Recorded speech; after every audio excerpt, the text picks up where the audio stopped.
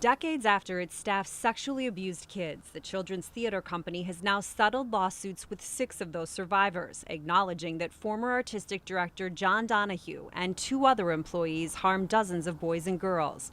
Though the terms of the settlements are not public, attorneys for the survivors say all these years later, they're finally making progress. So those who have reached settlement definitely feel acknowledged and feel heard in a way that is very meaningful to them. The lawsuits allege a pattern of sexual abuse that started in the 1960s and went on for years, saying Donahue held parties at his apartment across the street from the theater, where he gave kids alcohol and abused dozens of children.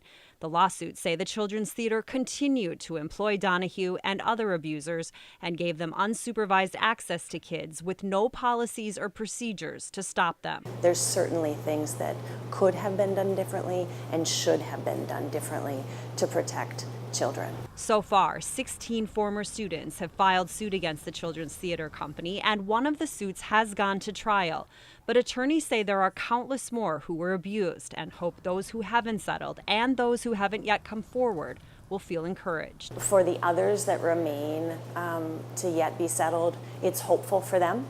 That progress has been made because it has been years. In this online statement, the Children's Theater Company says the legal process for other plaintiffs is ongoing, adding that once the legal cases are settled, it will establish a survivors fund.